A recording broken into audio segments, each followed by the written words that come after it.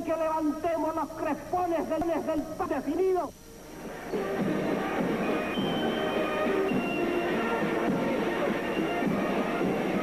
Yo diría que fue un proceso de transformaciones con un gran apoyo. Nosotros sencillamente lo que queríamos era un comercio libre.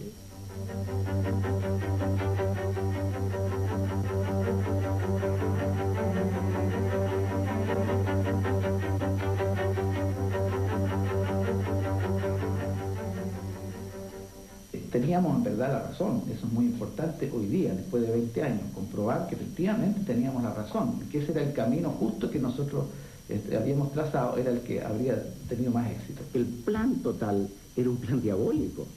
Eso es lo que usted tiene que entender y lo que la juventud tiene que entender.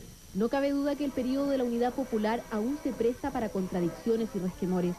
Las fuertes luchas que se dieron en esa época, las violentas agresiones, las grandes transformaciones. Dos lados totalmente opuestos en su modo de ver la economía y también el modo de vivir, pelearon con buenas y malas armas para imponer su pensamiento. El resultado ya lo sabemos, lo que quizás hemos olvidado y lo que un gran número de jóvenes no sabe es cómo evolucionó la economía durante la Unidad Popular.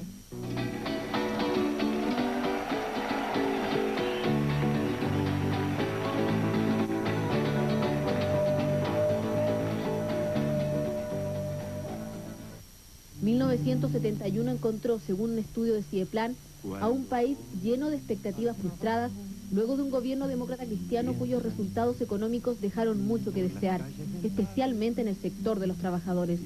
Tierra fértil para un proyecto complicado que nunca encontró el apoyo de la mayoría de los chilenos, menos aún el de la derecha.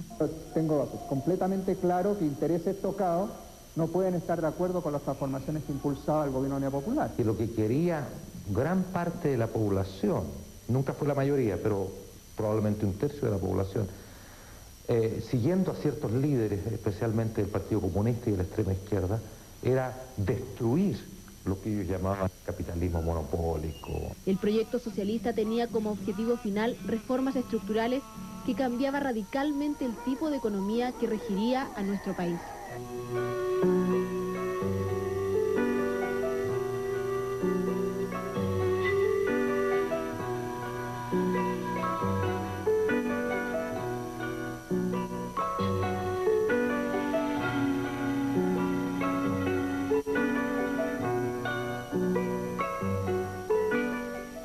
Según el diagnóstico de la UP, los beneficios del desarrollo de Chile solo los gozaba la élite privilegiada. Por esto se trató de nacionalizar los recursos básicos, estatizar empresas, reformar el agro y estatizar el sistema bancario. Nos parecía razonable cambiar la estructura de la propiedad.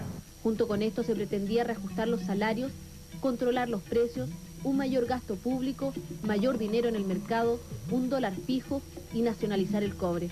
Todo esto se hizo. Se percibe claramente que desde el comienzo hacia el fin hay una sola razón de ser de ese gobierno, la toma del poder total. Jamás en la historia de Chile, mirado de un punto de vista de una serie de indicadores, la grandes mayoría del pueblo chileno tuvieron una situación tan favorable. Y si de cifras se trata, Hugo Facio, que en esa época era vicepresidente del Banco Central, tenía razón, al menos en el primer año. 1971, comparado con el 70, terminó con muy buenos resultados, especialmente en materia de inflación, empleo, salarios y número de casas construidas. Hicieron una gran fiesta, pero se quedaron sin nada para después. Es lo que hizo la Unidad Popular en el primer año. Echó la casa por la ventana. Se dio la voluntad de hacer cambios importantes en favor de las mayorías en democracia. Pero a pesar de esto, en el fondo, ya comenzaban a notarse ciertos problemas.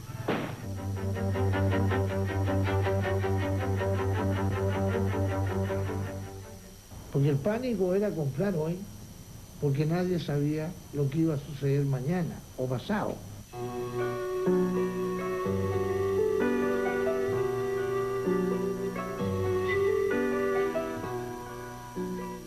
Al término del primer año de gobierno, los primeros objetivos se habían logrado. Los bancos extranjeros fueron adquiridos por el Estado y lo más importante, la gran minería estaba en manos chilenas. proyecto que fue aprobado por unanimidad en julio de 1971 por un Congreso en manos de la oposición. Porque Chile rompe con el pasado y empieza el camino definitivo de su independencia económica. Va a ser una riqueza para Chile, no para otros países. Cuando estábamos en poder de los americanos, esto no estaba bien. Que las riquezas del cobre van a ser a beneficio nuestro. Y nosotros los trabajadores del cobre justamente estamos contentos con esto.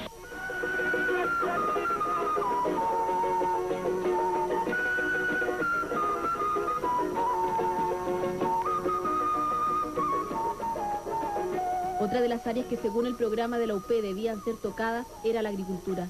Y solo en 1971 más de 500 predios fueron ocupados ilegalmente, método que comenzó a ser utilizado como un modo popular de expropiación. Acta de entrega material anticipada del predio expropiado, que significa en el fondo este instante que el predio pasa a propiedad de la corporación y a propiedad de los campesinos.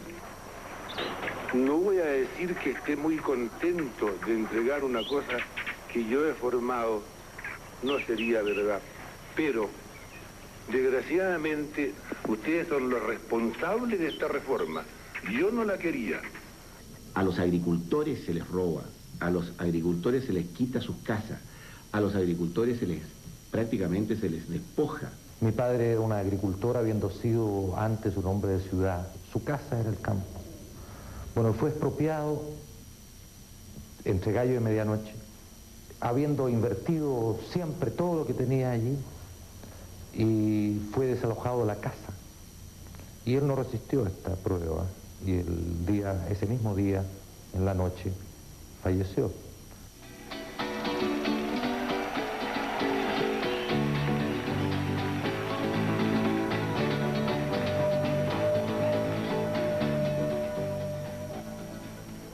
Este segundo año fue clave. La situación económica inició su caída debido a las políticas expansivas que al parecer no se quisieron o no se pudieron frenar.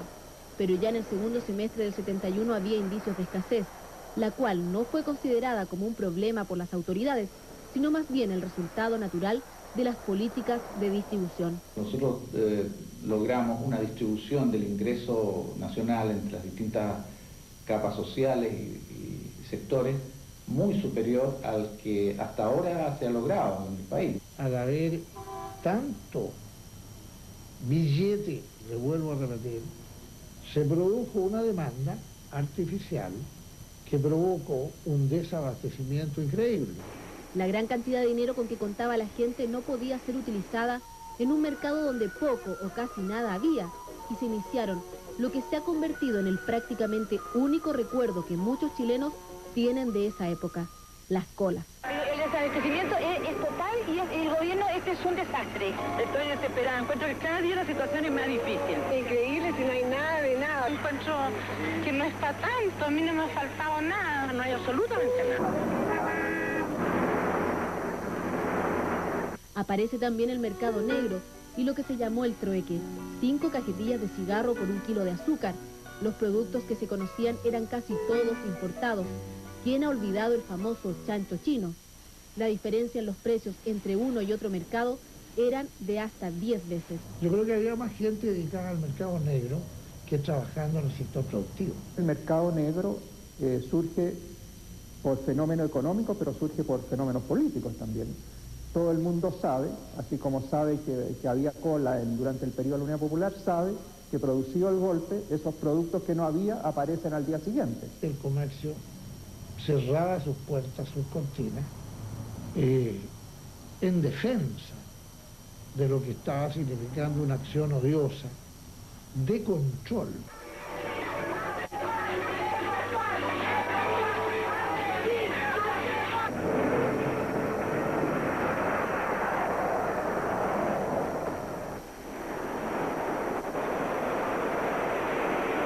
Momentos difíciles fueron para nosotros el paro de los camioneros. Ha llegado el instante que levantemos los crespones del paro indefinido, determinante y hasta las últimas consecuencias.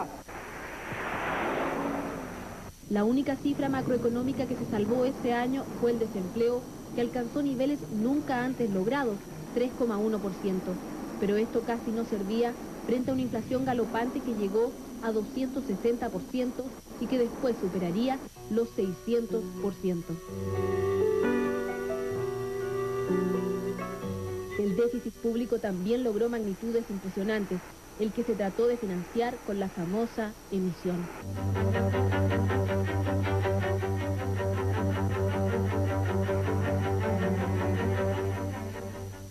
Había una oposición política absolutamente ciega.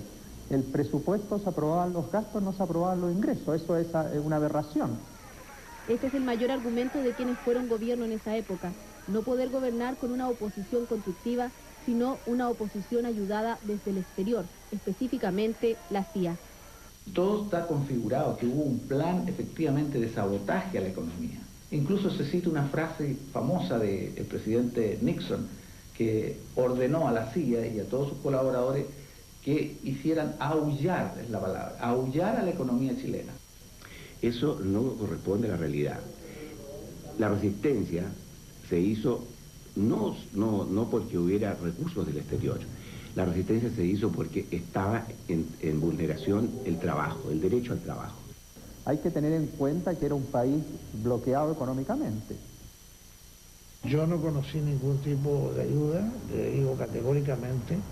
Yo como dirigente del comercio y todos mis colegas dirigentes nunca recibimos ningún tipo de apoyo en la forma que usted lo indica.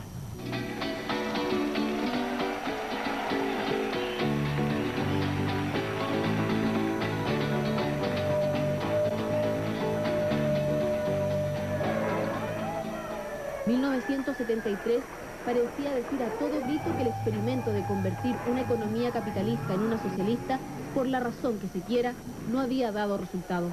Ni las cifras, ni lo que se veía en la calle, mostraban un apoyo al gobierno, salvo las elecciones de marzo de ese año, donde la UP aumentó su popularidad. Grandes sectores del pueblo, comprendían el significado de ese gobierno y se identificaban con ese gobierno. Pero económicamente las cosas no caminaban, y el propio presidente Allende, 5 días antes del golpe militar, da la señal más clara del grave problema que vivía Chile.